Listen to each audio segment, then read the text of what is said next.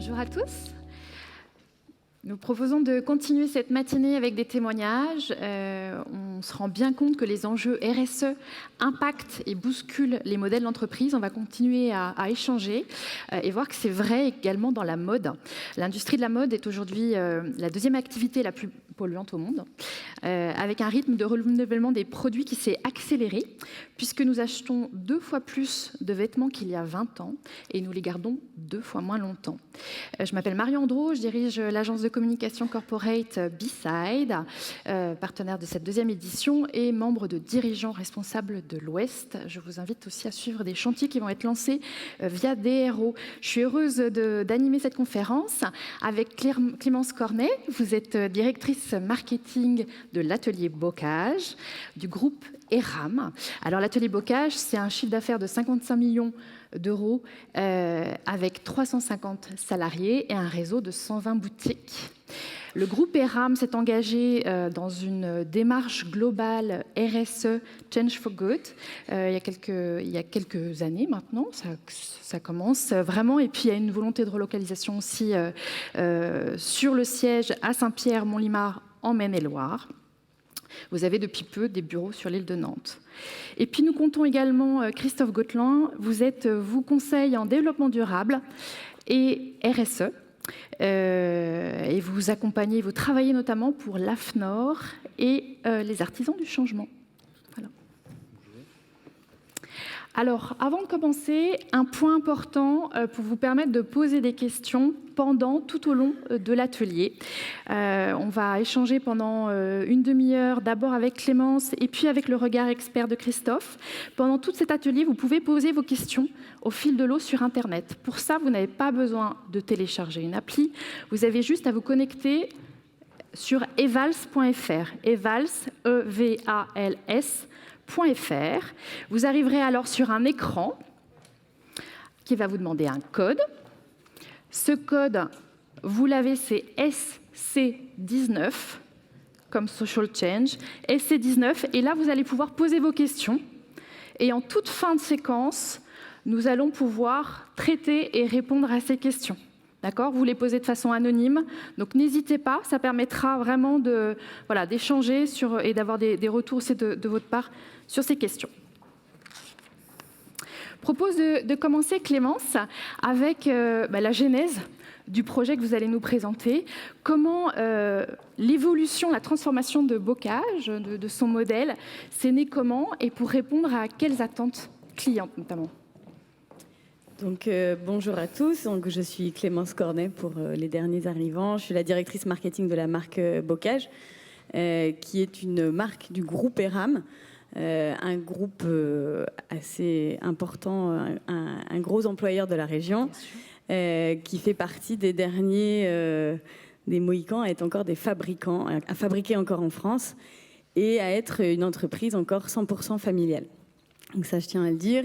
Et donc, ça fait plus de 15 ans que je suis dans le groupe et j'ai évolué à différents postes, puisqu'il y a aussi Gémeaux, qui est une des marques du groupe. Donc, j'ai démarré chez Gémeaux, je suis passée chez ERAM et donc, ça fait maintenant presque 8 ans que j'ai rejoint le directeur général de Bocage pour travailler sur le repositionnement de la marque que l'on a fait renaître ces dernières années, puisque c'était une marque qui, il y a 6 ans, était quand même plutôt en déclin. On est sur un marché compliqué de la chaussure qui a la vraie nécessité de se repenser, comme tous les acteurs de la mode aujourd'hui et du retail plus généralement.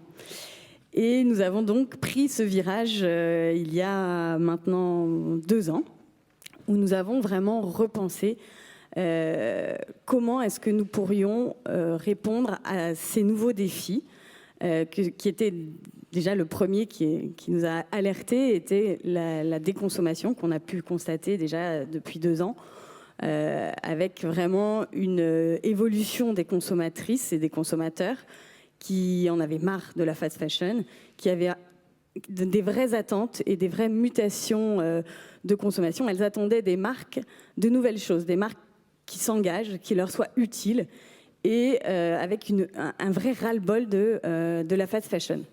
Donc c'était déjà un des premiers constats qui nous a fait nous réveiller davantage et essayer de repenser à un nouveau modèle. La deuxième chose, c'est que les clientes commencent maintenant à savoir que la mode est la deuxième industrie la plus polluante au monde derrière le pétrole, ce qui était à peine le cas il y a 2 ans, mais qui maintenant est une réalité et vraiment fait partie des préoccupations des consommatrices au quotidien qui n'ont plus envie de consommer de la même manière. Donc ça, c'est une deuxième chose.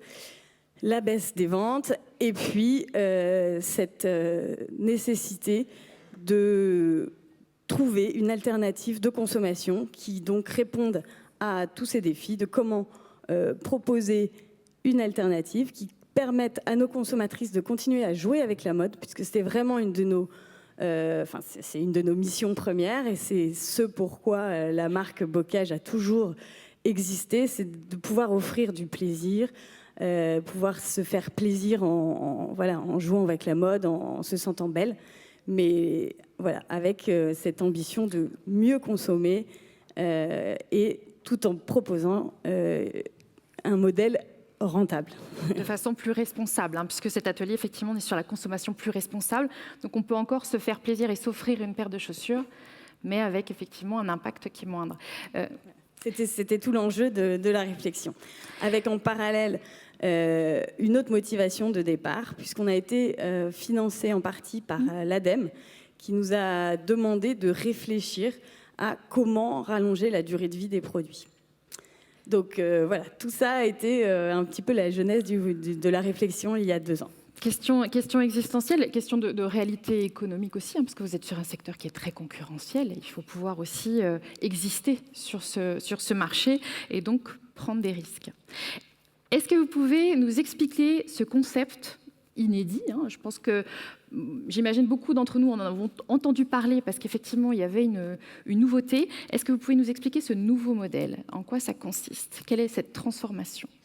Donc on a imaginé un nouveau modèle qui puisse à la fois générer de la croissance tout en permettant à nos clientes de continuer à s'amuser avec la mode et le tout sans surconsommer. Donc qu'est-ce qu'on a imaginé?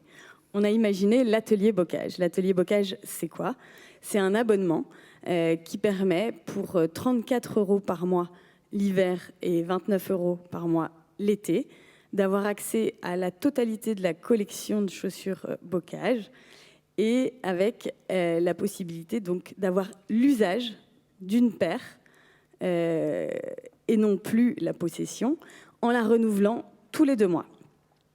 Cette paire est ensuite réinjectée dans notre entrepôt où nous avons nos flux logistiques qui nous permettent de la rapporter dans notre usine où nous sommes encore des fabricants et où nous produisons 30% de la collection Bocage. Et les produits repassent par une étape de reconditionnement que nous avons brevetée et qui permet de donner une seconde vie à nos produits. Ces produits sont ensuite proposés à la vente à un tarif de moins 50% dans des corners dédiés que nous avons appelés Comme Neuve. Le premier a été ouvert à Nantes il y a 2 mois et nous ouvrons un nouveau corner à Paris, rue de Rivoli, début janvier. Bien sûr, il y aura un site internet à suivre. Et donc, on permet, avec ce nouveau cycle de vie de produit, de permettre à nos clientes de s'amuser avec la mode, de continuer à se faire plaisir, à être belle au quotidien, mais tout en consommant mieux, de manière plus durable, avec quelque chose de totalement inédit en France. Donc on a vraiment basculé de l'économie de vente à celle de l'économie de fonctionnalité, d'usage. Ça c'est intéressant, c'était une vraie prise de risque. Vous êtes parti, je crois, d'une feuille blanche. Le groupe vous a suivi dans cette prise de risque folle, inédite. Oui, tout à fait. On a eu la chance d'appartenir à un groupe qui est piloté donc par entre autres le frère, un des frères est le directeur général de Bocage, Luc Biotto, avec qui j'ai travaillé vraiment depuis le début du projet et qui a toujours, en tout cas qui a cru en cette nécessité de s'orienter vers quelque chose de beaucoup plus durable et de plus engagé. Il y a cru peut-être avant beaucoup d'acteurs du marché et il a pris ses risques. On a la chance de s'appuyer sur avec des reins un petit peu solides d'un groupe qui nous ont permis d'aller assez rapidement sur ce nouveau modèle. Il y a vraiment une évolution du business model. Le marché aurait pu aussi ne pas être prêt. Donc, Alors, je pense que le marché n'était pas prêt. Je pense qu'on a ce rôle en tant que marque d'être un petit peu, d'être un éducateur, d'aider nos clients à trouver des alternatives de consommation, parce que on entend souvent que les clients ont envie d'autre chose, mais il faut pouvoir leur proposer. Donc avec ce modèle, on leur a proposé quelque chose. Ça n'était pas évident dès le départ, ça a mis un petit peu de temps à démarrer, et je pense qu'on n'est qu'au début et qu'il y a encore beaucoup de belles choses à venir.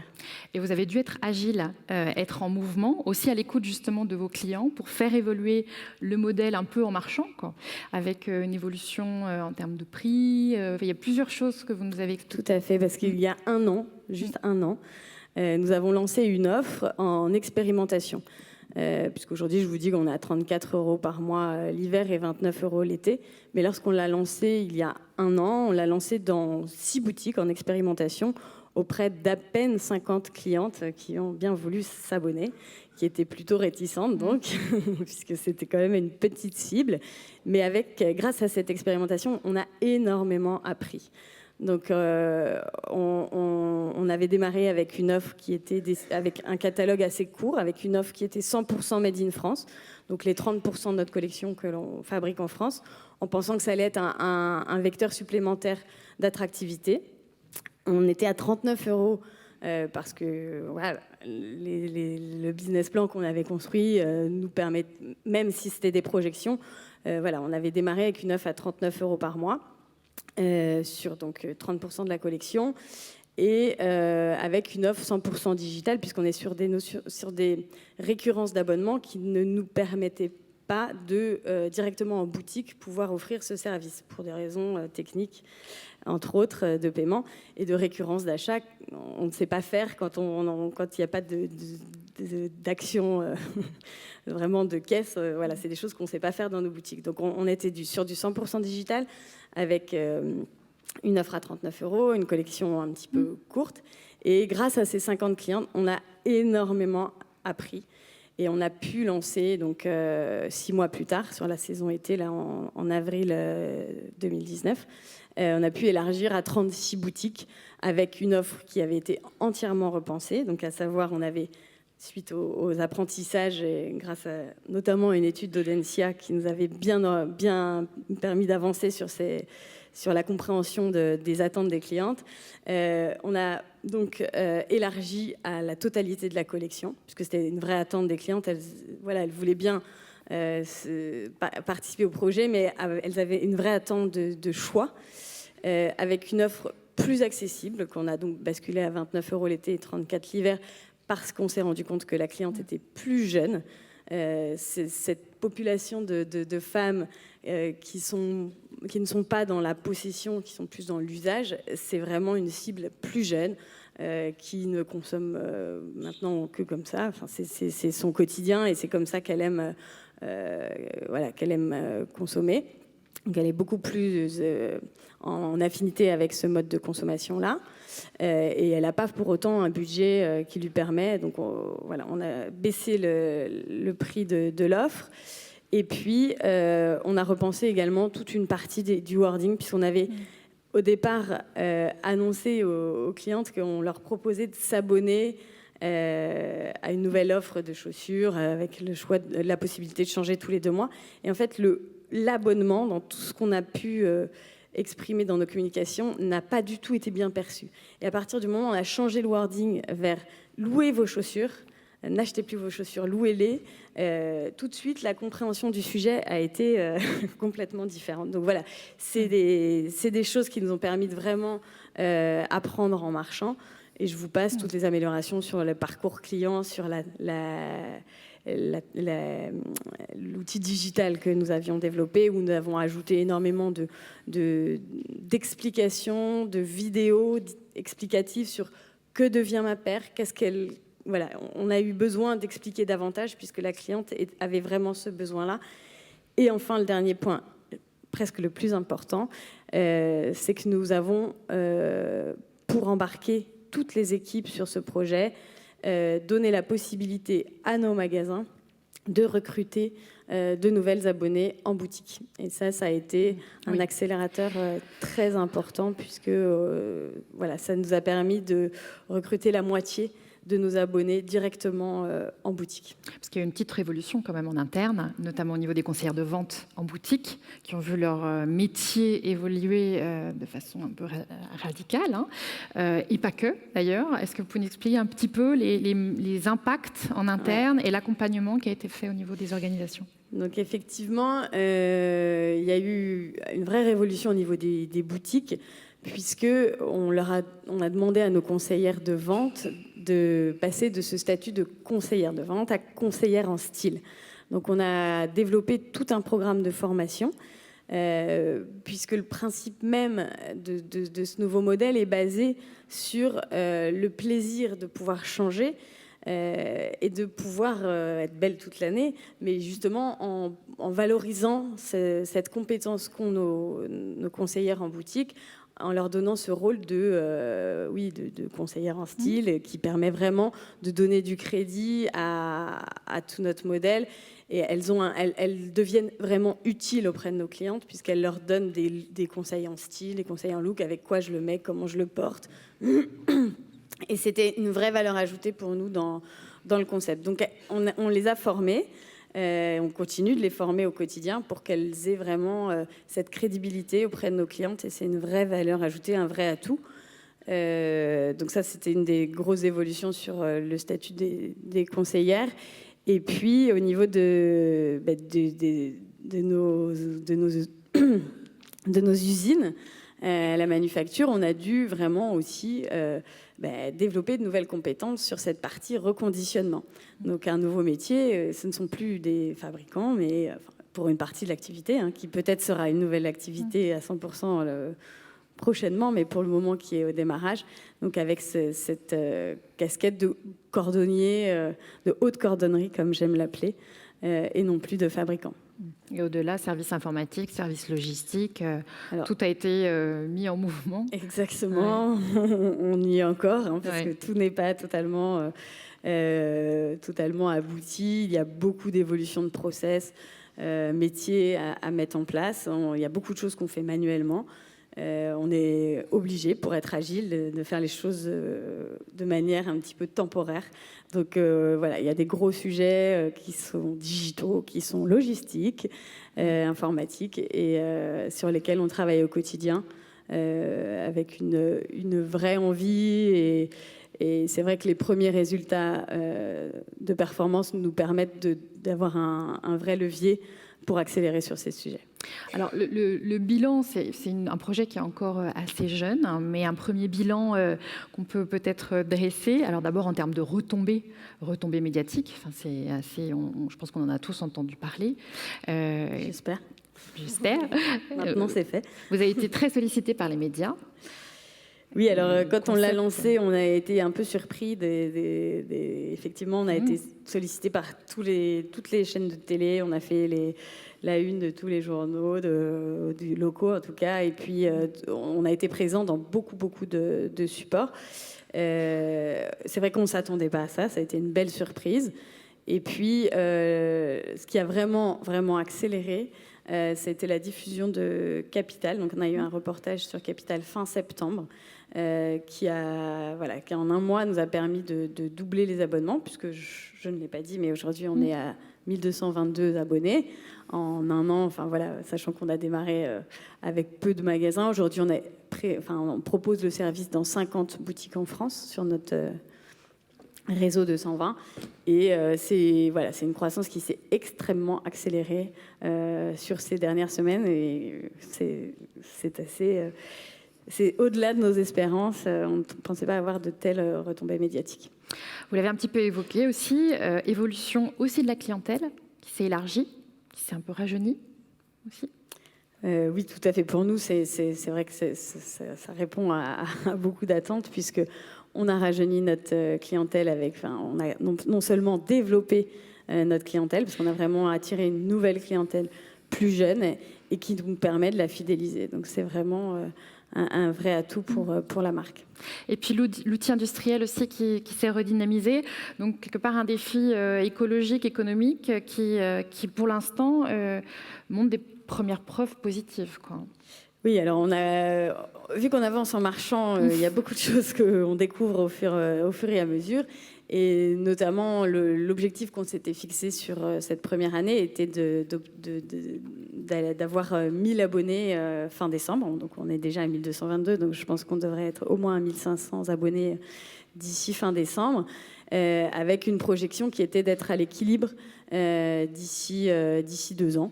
Mais je pense que nous allons réussir à générer de la croissance avant cela grâce à ce nouveau modèle. Donc c'est très bénéfique pour la marque. Merci Clémence. On va passer le relais à Christophe qui va apporter son œil expert et quelques questions ou focus complémentaires. Et puis après, souvenez-vous, evals.fr SC19 pour poser vos propres questions à Clémence qui répondra en fin de séquence. Bonjour, merci. Vous m'entendez bien? Oui. Merci. Bonjour à tous. Alors on voit bien que votre projet est super intéressant, super passionnant. Je vais axer mes questions sur les axes de la plateforme RSE, les questions qui touchent plutôt l'environnement, les questions qui touchent plutôt le domaine social, plutôt la gouvernance. Alors la gouvernance, je ne vais pas trop revenir dessus. Il a fallu avoir le courage de se lancer dans ce projet. Sur l'aspect, tu l'as évoqué rapidement, économie de fonctionnalité, économie circulaire, éco-conception. J'ai l'impression, alors tu vas me le dire ou pas, vous êtes rentré dedans dans ces réflexions-là de manière presque naturelle. Mais si je me mets en position de puriste, est-ce que vous êtes allé au bout de vos réflexions, aussi bien dans l'économie circulaire que dans l'économie de la fonctionnalité? Donc effectivement, c'est une bonne question puisqu'on était un peu challengé par l'ADEME au départ qui nous a dit voilà comment on va rallonger la durée de vie de nos produits. Et au départ, ce qu'on a imaginé comme modèle, c'était non seulement de pouvoir proposer une seconde vie, comme vous l'avez compris, mais surtout une troisième et une quatrième, voire une cinquième. C'est des projets sur lesquels on travaille toujours, auxquels on croit. On pense qu'on va réussir à lancer une nouvelle offre qui permette de relouer des paires une seconde fois, donc des paires déjà portées, puisqu'aujourd'hui, dans l'offre de base, les paires louées sont toutes neuves. Et ensuite, on a pris le parti pour aller vite de vendre ces paires, mais dans une seconde étape, on espère vraiment louer ces paires déjà portées. Donc ça répondra davantage. L'autre chose, c'est que l'on veut aller jusqu'à la fin de vie des produits. C'était aussi un de nos engagements. Pouvoir, grâce à ce cercle vertueux de rapporter les paires, de pouvoir justement, en fin de vie, lorsqu'elles n'étaient plus utilisables, les récupérer pour aller jusqu'au recyclage du produit, qui est forcément notre ambition finale. C'est compliqué, je ne vous cache pas. Est-ce qu'il vous manque aujourd'hui ? Aujourd'hui, la chaussure, elle est composée de, on va dire, 40 matériaux sur une même chaussure. Donc aujourd'hui, dans le groupe ERAM, on a une cellule R&D qui travaille sur ces aspects recyclage et il y a une vraie réflexion. Donc de l'éco-conception ? Alors, aussi de l'éco-conception, pour pouvoir justement en amont penser les produits pour qu'ils soient démantelables, puisque c'est vraiment le sujet, c'est de réussir à répartir les pièces pour que les unes aillent dans les bons cycles et soient recyclées facilement. Mais aujourd'hui, c'est compliqué. Et si personne n'y est allé en France, parce qu'il n'y a personne sur ces réseaux-là, c'est que c'est compliqué et coûteux. Juste sur l'offre, que vous alliez peut-être lancer des nouvelles offres. Vous avez imaginé un peu comme alors je vais prendre un exemple qui est bien connu, c'est Michelin qui vend des kilomètres parcourus. Vous avez imaginé vendre des chaussures à la distance parcourue ou à la durée d'utilisation En fait, quand on a travaillé sur notre modèle, on s'est beaucoup inspiré de Michelin et c'est ça qui nous a mené à cette proposition d'offre. On essaye d'accompagner nos clients avec une paire toute leur vie. Alors, on a effleuré le sujet de l'éco-conception. Est-ce que c'est l'éco-conception qui vous a amené à proposer cette offre, ou est-ce que c'est cette offre qui vous pousse à réfléchir à l'éco-conception de vos produits?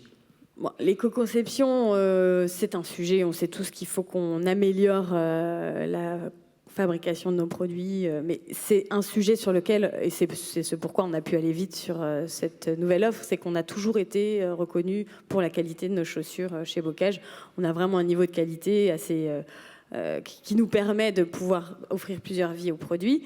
Mais c'est vrai que le fait de récupérer dans nos usines les chaussures et de voir comment est l'usure au bout de 2 mois nous permet de savoir où est-ce qu'on doit s'améliorer et travailler sur des matériaux plus résistants. Sur l'obsolescence programmée, alors, de vos chaussures? Surtout pas. Mais voilà, d'améliorer effectivement les matériaux et puis les éco-concevoir de manière à ce qu'on puisse les démanteler facilement à la fin de leur vie. Du coup, alors, je vais changer de thématique. Hein, je passais plutôt sur la thématique sociale RH. On a parlé vous nous avez parlé des conseillères en vente, c'est ça la terminologie? Conseillères de vente qui passent au statut. Vous avez eu un plan de formation On a construit tout de A à Z en interne. On a toutes les compétences puisqu'on a des stylistes, on a des équipes c'est aussi la force d'un groupe, hein, on a des équipes de formation et puis on a surtout des équipes investies qui croyaient au projet. Donc on a déroulé de manière assez rapide une formation à tout le réseau, parce qu'on n'a pas exclu ceux qui ne proposaient pas l'offre. On pense que c'est de toute façon un plus pour tout le monde et il est nécessaire que tout le monde sache bien conseiller nos clientes et puis connaître cette offre, parce que pour elles c'était nouveau, donc il a fallu les convaincre, hein, je ne vous le cache pas. Je reviendrai tout à l'heure sur la résistance au changement. Sur l'évolution des métiers, il y a aussi le métier moi j'avais appelé ça réparateur. Effectivement, c'est des cordonniers industriels, du coup. C'est un nouveau métier qui apparaît. À terme, vous imaginez créer des nouveaux postes? Donc effectivement, c'est pas vraiment un nouveau métier parce que on a des chaînes de production et dans nos usines. Et en fin de chaîne, il y a toujours des petits rebuts, des paires qui ont eu un petit défaut, qui passent sur cette chaîne où il y a 2 personnes aujourd'hui dans nos usines qui travaillent sur c'est notre atelier cordonnerie, il s'appelle comme ça. Et donc c'est venir étoffer ces équipes-là. Oui, on va devoir recruter, vu l'ampleur que prend le projet. On va devoir recruter quelqu'un et le former. Parce que c'est des compétences qui aujourd'hui, donc c'est 2 personnes, qui sont des personnes mûres, et sur lesquelles aujourd'hui, on n'a personne d'autre qui a cette compétence. Donc on va devoir former et accompagner pour recruter dès l'année prochaine. Un cordonnier, mais c'est des métiers qui deviennent rares. Hein. Il y a des écoles de cordonnerie où nous, on va les former, on fait tout en interne. Du coup, si ça marche très bien, un jour, vous pourrez créer une école de formation? Alors, on a déjà une école de formation dans le groupe ERAM, parce qu'on a du mal à former sur ces métiers de fabricants de chaussures. Et du coup, on a déjà une école de la chaussure dans le groupe ERAM. Une école de la chaussure. Ouais. Sur l'aspect territoire, tout à l'heure, vous avez dit c'est important, on a notre usine. Vous avez revendiqué le Made in France, même si vous n'avez que 30%. Alors je vais être un peu provocateur, pourquoi vous ne faites pas plus que 30%? Alors on y travaille, puisque notre objectif c'est de passer à 50%. Toujours bien, plein de bienveillance. Non, mais il n'y a pas de problème. On y travaille, on a pour ambition de fabriquer 50% de la collection en France, mais il y a des savoir-faire qu'on a perdus en France. Et on ne sait pas malheureusement tout faire. Donc on va là où les savoir-faire existent, et notamment sur une grosse tendance du moment qui est par exemple, pour ne citer que celui-là, le tressé. C'est une compétence qui existe en Inde et que l'on va chercher en Inde. Voilà. Et puis bien sûr la majeure partie de ce que l'on ne fait pas en France, on le fait surtout en Europe, au Portugal, en Italie, en Espagne, qui sont voilà, des endroits où il y a un vrai savoir-faire sur la chaussure. On parle de projet d'économie circulaire, tout à l'heure on l'a déjà évoqué. On met souvent en parallèle un projet d'économie circulaire et son territoire. parce qu'on voit bien le déchet de l'un sert de produit à l'autre. Mais vous avez une présence nationale, ça va au-delà du territoire, on va dire Pays de Loire, Pays de la Loire, ou des départements dans lesquels les usines sont implantées.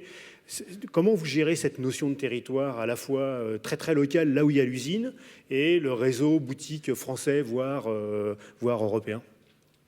On est très français. Chez Bocage, on est très français. Comment on gère voilà, on a un maillage territorial national et c'est une vraie force aussi parce que du coup, on peut réussir à satisfaire les clients de toutes les villes. On n'est pas segmentant. Je ne sais pas si ça répond à votre question, mais... Et pour mobiliser les acteurs locaux, du coup, c'est les acteurs locaux nationaux ou... Quand vous parlez d'acteurs locaux, vous pensez... je sais pas. Alors l'ADEME, c'est aussi national, mais c'est aussi très local sur les financements des projets. La région, les départements, les communes... Enfin voilà, peut-être pas quelque chose que vous avez encore. Non, mais c'est pas. Enfin, si vous voulez, c'est sûr qu'on a vraiment une réflexion nationale. On peut pas rester. Voilà, je pense qu'on a une vraie implantation régionale et que le groupe ERAM fait énormément de choses localement. Mais au niveau de la marque Bocage, je pourrais pas vous dire qu'on fait plus que les autres localement. Ma dernière question, c'est sur la conduite du changement. Vous avez eu beaucoup de résistance ou pas? Et puis, en même la question qui va avec, vous aviez une cellule dédiée, un petit groupe, ou vous êtes appuyé vraiment sur tous les services, à la fois du groupe ERAM et de votre structure? Alors, on a la chance d'avoir pu s'appuyer sur tous les services au niveau du groupe, tous les services transverses, que ce soit sur la logistique avec les flux existants de marchandises, sur notre réseau de magasins avec tous les commerciaux voilà, existants, sur la partie DSI informatique, on a pu aussi s'appuyer sur voilà, tous les services du groupe. C'est vraiment la force d'un groupe. Et en même temps, je ne vous cache pas qu'on a été confronté à beaucoup de freins dans tous les sens, qu'on a levé petit à petit. De toute façon, il n'y a qu'une chose qui réussit à lever les freins, c'est la performance. Donc, un peu de conviction. Oui, mais ça ne suffit pas. Ils ont besoin de preuves et je les comprends. J'avais beaucoup de convictions, j'en ai toujours beaucoup, mais maintenant qu'ils ont des preuves, c'est beaucoup plus facile. Merci. Merci Clémence. Merci à tous. Ouais.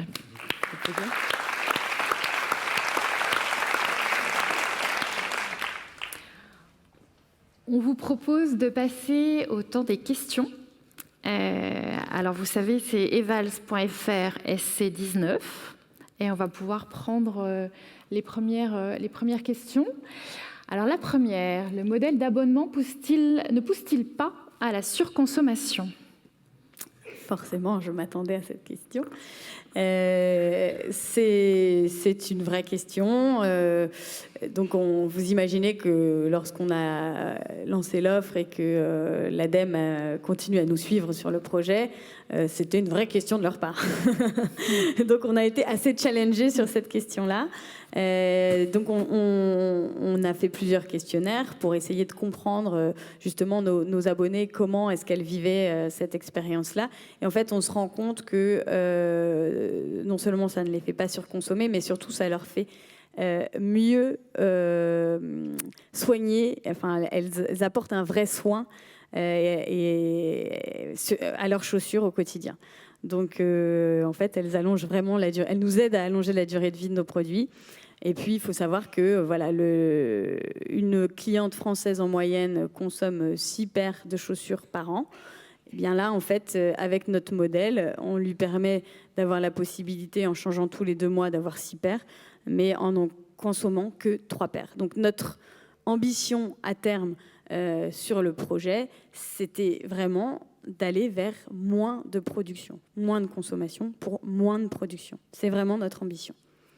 Une autre question, la chaussure peut-elle être achetée si finalement la cliente ne souhaite plus seulement la louer ? Oui, bien sûr. À l'issue des 2 mois d'abonnement. Donc déjà, la première chose, c'est que la cliente peut se rétracter et se désabonner très facilement. Et bien sûr, elle a la possibilité de l'acheter si vraiment elle ne peut plus s'en séparer au tarif de moins 60% du prix de vente de départ. Alors, je vais aller là, sinon je vois rien. Vous avez donc constaté que votre cible est plus jeune. Avez-vous du coup fait évoluer le design de vos collections pour rajeunir la marque et peut-être changer de positionnement afin de répondre à leurs attentes en matière de style? C'est une vraie question.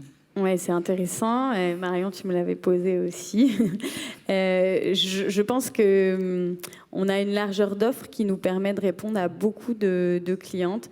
Et que en fait on n'a pas eu besoin de repenser le style de la marque. On a une marque qui propose à la fois des essentiels, des bases de collection iconiques qui sont des fonds de rayon sur lesquels beaucoup de femmes peuvent se retrouver, et en même temps on a toujours eu cette volonté d'apporter de la mode et des vraies capsules un petit peu plus waouh et un petit peu plus créatives. Donc aujourd'hui, on n'a pas eu ce besoin. Je pense que notre positionnement nous permet de répondre à cette clientèle plus jeune. Une extension aux hommes est-elle prévue? Une étude de marché sur les hommes a-t-elle été réalisée?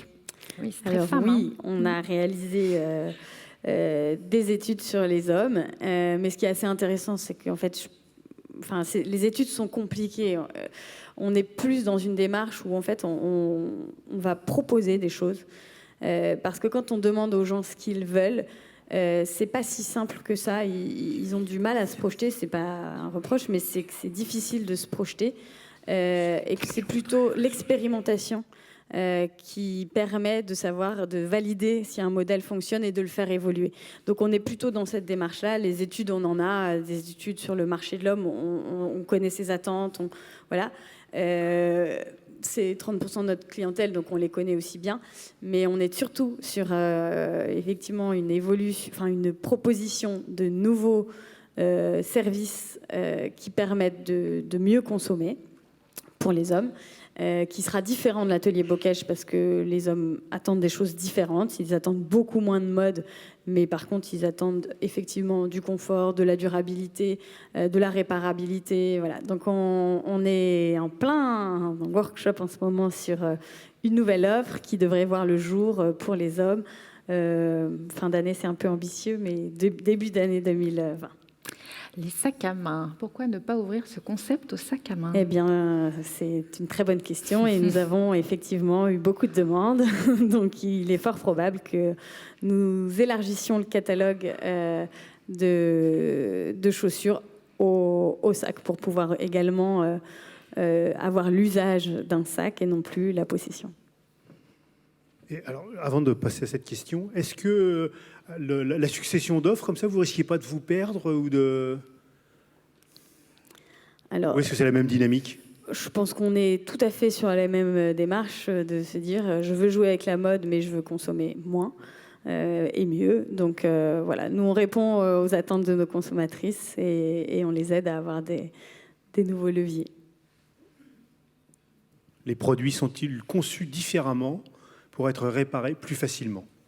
Donc oui, je croyais avoir un petit peu répondu à ça, mais c'est vrai que voilà, on a vraiment des produits de qualité, on est des fabricants avant tout, on a une exigence de chausseurs qui est vraiment importante et du coup nos produits sont déjà conçus pour durer, heureusement.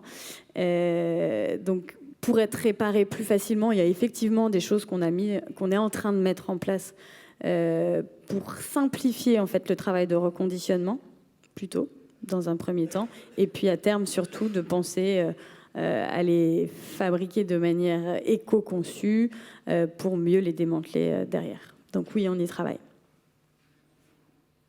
Le reconditionnement ne rend-il pas l'impact environnemental de la chaussure plus élevé? Est-ce que vous avez des chiffres? Alors là, le reconditionnement d'une chaussure n'a zéro impact environnemental. C'est un peu ambitieux. Peut-être que si quelqu'un venait vraiment vérifier, il y en a peut-être un petit peu, ne serait-ce qu'au niveau des flux de marchandises, mais c'est des flux qui existent déjà. Mais en tout cas, au niveau de la réparation des étapes que nous faisons sur les produits, si c'est le sens de la question, on fait de l'hygiénisation. Donc, c'est un système d'ozonification, donc qui n'est pas polluant. Et ensuite, on repasse par les étapes de fabrication de la chaussure sur nos chaînes. Donc, on les remet en forme en les passant par des niveaux de température qui réchauffent la chaussure pour lui redonner sa forme et ensuite la mettre dans du froid. Donc, en tout cas, en termes de... J'ai pas de chiffres précis, mais l'impact me semble assez faible. Sur la logistique, parce que ça pourrait être un des impacts les plus importants, là, elles sont intégrées dans le flux retour et dans le... Exactement. On n'a rien rajouté comme flux pour essayer vraiment de minimiser ces coûts, ces impacts au minimum. Au maximum. Bocage est sur un secteur haut de gamme, une clientèle urbaine aisée permettant cette initiative innovante. Quels seraient les leviers pour rendre plus responsable la consommation de masse, proposée par exemple par Gémeaux au sein du groupe ? C'est une bonne question. Je pense que les équipes de Gémeaux aimeraient beaucoup que je puisse les aider et leur répondre. Si vous avez des leviers, on est preneur. Je sais qu'ils y travaillent beaucoup. C'est certain que sur des niveaux de gamme inférieurs, ce sujet-là de la location est plus compliqué. La durée de vie est moins importante. Cependant, il y a des leviers sur lesquels ils travaillent, notamment sur la seconde main, ce qui sont des vrais leviers et sur lesquels je sais qu'ils travaillent ardemment et je sais qu'il y a quelqu'un dans la salle notamment qui est sur le sujet. Vous échangez de façon plus large avec vos correspondants d'autres marques du groupe ? Bien sûr, on a une communauté interne Change for Good sur laquelle on travaille tous ensemble, bien évidemment. Aujourd'hui, l'utilisation du cuir est controversée. Pensez-vous pouvoir orienter sur des matériaux autres ? Donc le cuir, pour ceux qui ne savent pas, c'est un déchet de ce qui est de la viande animale, effectivement. Donc c'est un déchet, donc nous récupérons des déchets. Cependant, on est bien conscient qu'il y a une vague végane qui nous pousse à penser qu'il faut essayer de trouver des alternatives de matériaux, et on est tout à fait partisans. Pour autant, aujourd'hui, c'est quand même compliqué parce que quand on parle de vegan, c'est du plastique. Voilà, c'est des matériaux synthétiques pour la plupart. Il y a quelques initiatives de peau d'ananas, voilà. Mais aujourd'hui, sur de la chaussure qui demande une certaine résistance, personne n'a réussi à trouver quelque chose de 100% naturel qui permettent d'être à la fois esthétique, durer dans le temps. Voilà. Donc on y travaille. On a une cellule R&D notamment qui est assez, qui se penche beaucoup sur le sujet, mais c'est pas si évident que ça. Une dernière question. Ah, et vous, alors, vous louez des chaussures ? Bah, évidemment. Quelle question. Évidemment que je loue mes chaussures. Super, merci Clémence. Merci à tous. Si vous souhaitez poursuivre les échanges, c'est possible. Il y a une petite after en salle I, donc un tout petit peu plus loin en sortant sur votre gauche. Si vous avez d'autres questions, si vos questions n'ont pas été montrées à l'écran, n'hésitez pas. Voilà, nous vous remercions.